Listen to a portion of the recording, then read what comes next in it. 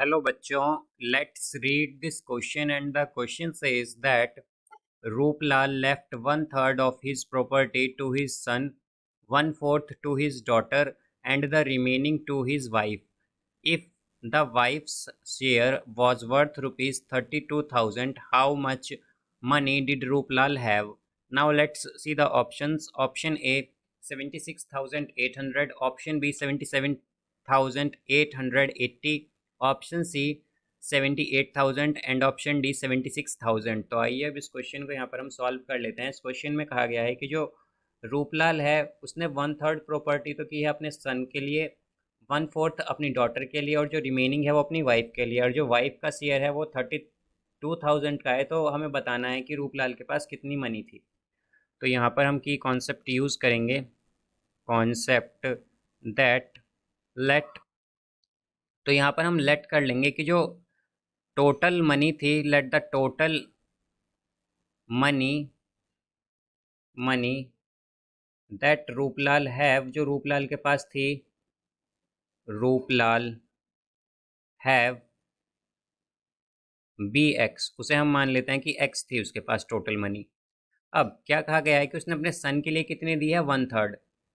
तो उसके सन के पास कितनी जाएगी, हमारे यहाँ से अगर हम देखें तो सन के लिए चली जाएगी वन थर्ड, यानी कि एक्स का थर्ड पार्ट, तो ये एक्स बाई थ्री तो उसके सन के लिए चली गई। अब अगर हम बात करें डॉटर के लिए, तो उसने डॉटर को कितनी दी है, डॉटर को दी है वन फोर्थ, यानी कि डॉटर के पास क्या जाएगी, एक्स बाई फोर। अब इसी तरह अगर हम देखें तो वाइफ के लिए क्या बचेगी हमारे पास, क्या कहा है कि उसने जो रिमेनिंग है वो वाइफ का शेयर है। तो यहाँ पर अगर हम देखें तो रिमेनिंग क्या है हमारे पास, या हम कहें कि वाइफ का शेयर क्या होगा उसकी, तो वाइफ का शेयर आएगा उसका यहाँ से कि टोटल कितना था, एक्स।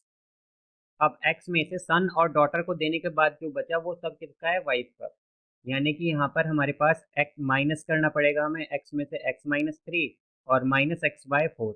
ये जब हम माइनस करेंगे तो हमारे पास वाइफ का शेयर आ जाएगा। तो यहाँ से अगर हम देखें तो वाइफ के लिए हमें क्या कहा गया है कि उसकी वाइफ का शेयर है 32,000 का, तो यहाँ पर ये आ जाएगा 32,000 is equal to X minus, अब अगर हम माइनस कॉमन लें तो ये क्या बचेगा, x by three plus x by four.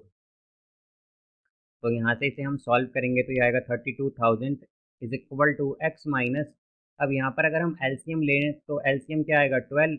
अब अगर हम 12 को 3 से डिवाइड करेंगे तो क्या आएगा, 4, और उस 4 हम मल्टीप्लाई करेंगे न्यूमिनेटर में तो ये हो जाएगा 4x, फिर प्लस जब 12 को डिवाइड करेंगे 4 से तो क्या आएगा 3, और उस 3 की मल्टीप्लाई करेंगे x से तो ये आएगा 3x।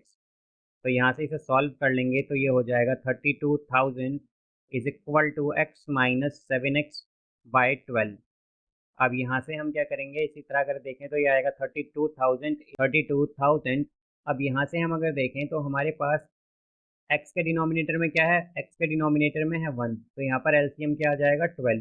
तो जब हम 12 को 1 से डिवाइड करेंगे तो क्या आएगा, 12 आएगा, तो ये हो जाएगा 12x, बिकॉज हम 12 को मल्टीप्लाई करेंगे न्यूमिनेटर यानी x से, और जब 12 को 12 से डिवाइड करेंगे तो 1 आएगा, उस 1 को हम मल्टीप्लाई करेंगे 7x से, तो ये आएगा माइनस 7x। तो यहाँ से ये होगा 32,000 is equal to 5x by 12। तो x की वैल्यू आएगी यहाँ से 32,000 इंटू 12/5।